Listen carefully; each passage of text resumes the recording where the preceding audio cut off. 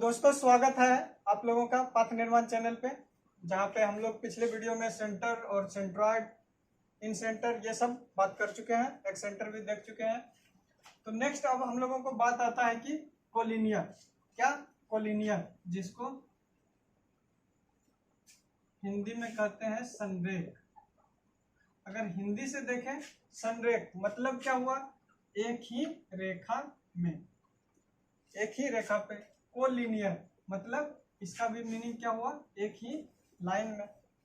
तो अगर हम लोगों का 3 पॉइंट दिया हुआ हो और तीनों से क्या करना है कि उसको दिखाना है ये कोलिनियर है, उस केस में हम लोग क्या कर सकते हैं। अगर देखें 3 पॉइंट है, तीनों को क्या दिखाना है हम लोगों को, कोलिनियर है।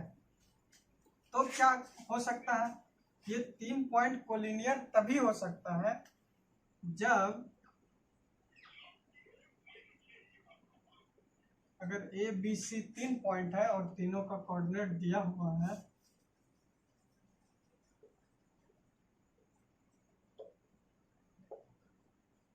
तो हम लोग सबसे पहला जो फॉर्मूला पढ़े थे, क्या पढ़े थे, डिस्टेंस फॉर्मूला पढ़े थे, पढ़ चुके हैं।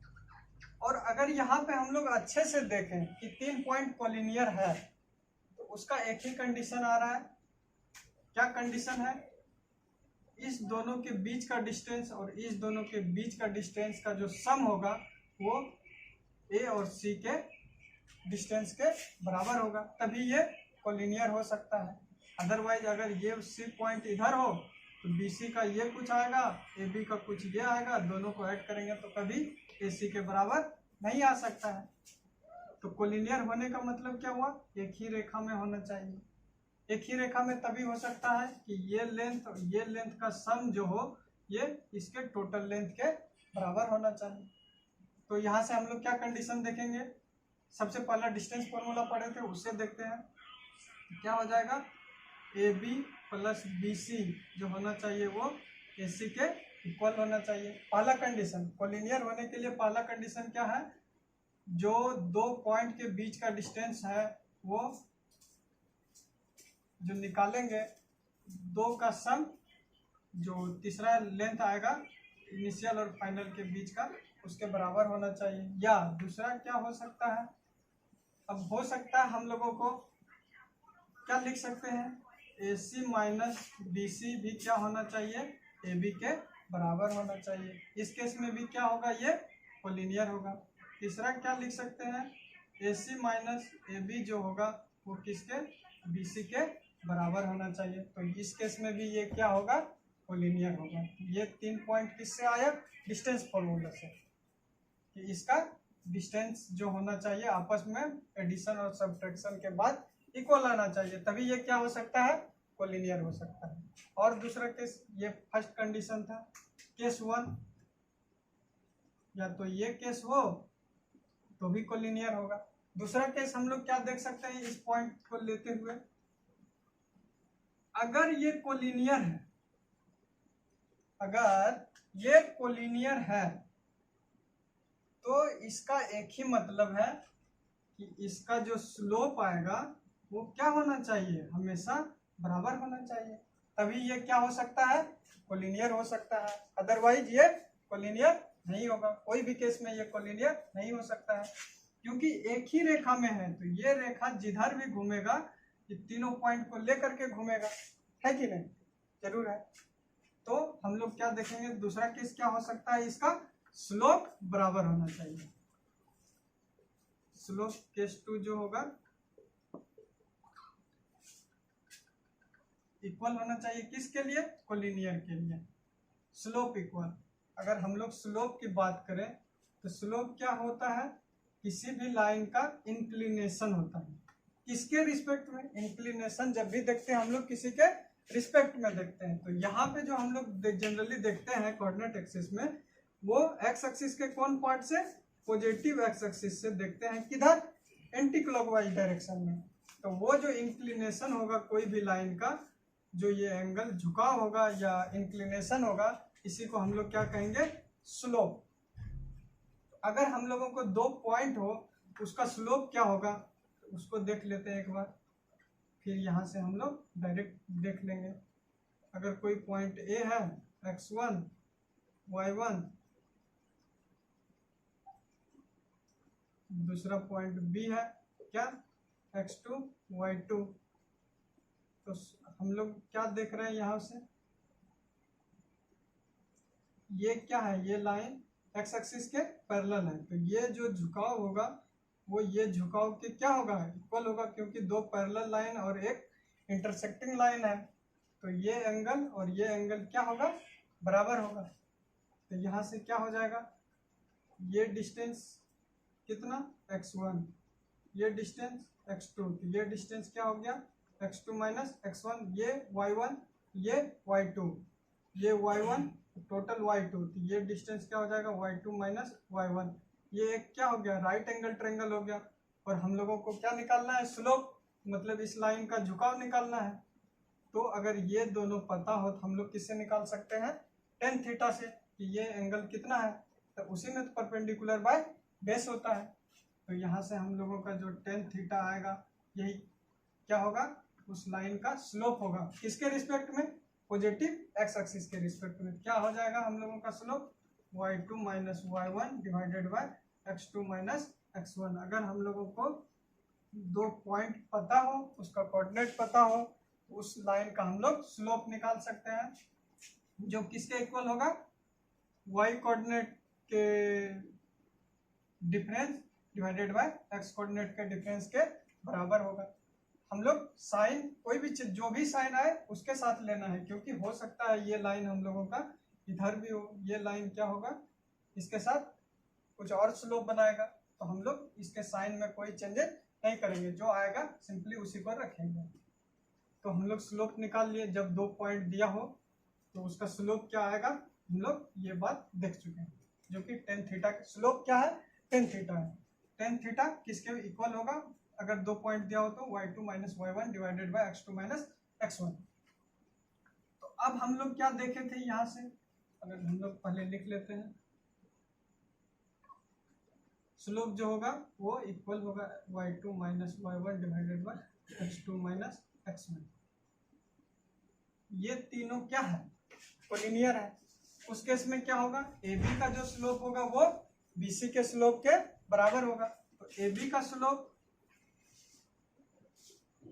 इज इक्वल टू BC का स्लोप, AB का और क्या होगा, इक्वल टू AC का भी स्लोप होगा। AB का स्लोप क्या है, यहाँ से ये क्या है, x2 y2 x1 y1, ये क्या है x3 y3 है। तो AB का स्लोप क्या हो जाएगा, यहाँ से y2 minus y1, y coordinate का difference divided by x2 minus x1 equal to क्या, BC के स्लोप के इक्वल होगा। BC का स्लोप क्या हो जाएगा, x3 minus y3, y coordinate का डिफरेंस पहले लिखेंगे, y3 minus y2 divided by x3 minus x2 is equal to क्या, AC का स्लोप, क्योंकि तीनों जो लाइन है एक ही रेखा में है, एक ही लाइन में है, तो तीनों का स्लोप क्या होना चाहिए, आपस में बराबर होना चाहिए। तो AC का क्या हो जाएगा, y3 minus y1 divided by x3 minus x1।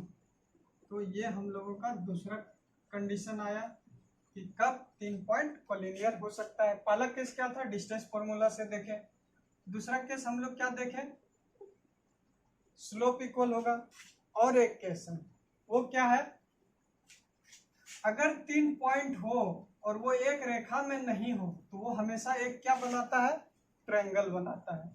अगर ये तीनों लाइन एक ही रेखा में हो तो कभी ये ट्रायंगल बना सकता है, नहीं। अगर ये ट्रायंगल नहीं बना तो उस केस में ट्रायंगल का एरिया क्या होगा, 0 होगा।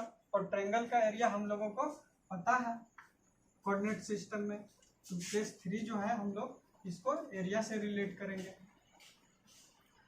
तो कोलिनियर के केस में एरिया ऑफ ट्रायंगल क्या हो जाएगा, triangle ABC is equal to 0। Area of triangle हम लोग डिटर्मिनेंट मेथड से देख चुके हैं, क्या होता है, half x1 y1 1 x2 y2 1 x3 y3 1 is equal to 0। अगर नहीं देखे हैं तो इसके लिए हम लोग आप लोगों के लिए एक वीडियो बनाएंगे सेपरेट रूप से कि ये फॉर्मूला आता कैसे है। तो आप लोग घबराइए मत, ये सब आपको सारी जानकारी मिलेगी। तो यहाँ से क्या होगा, एरिया ऑफ ट्रायंगल जो आता है वो डिटर्मिनेंट वैल्यू के बराबर होता है, ये है।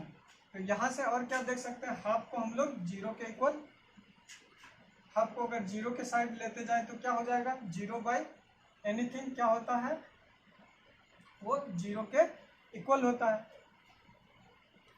क्योंकि ये कांस्टेंट है। तो इसको हम लोग इधर ले जा सकते हैं। तो यहाँ से हम लोगों को क्या कंडीशन आया, जो थर्ड कंडीशन था केस 3, वो क्या आएगा, एरिया ऑफ ट्रायंगल 0 होगा। उससे हम लोगों का जो फॉर्मूला आया next, x1 y1 1, x2 y2 1 और x3 y3 1 is equal to 0।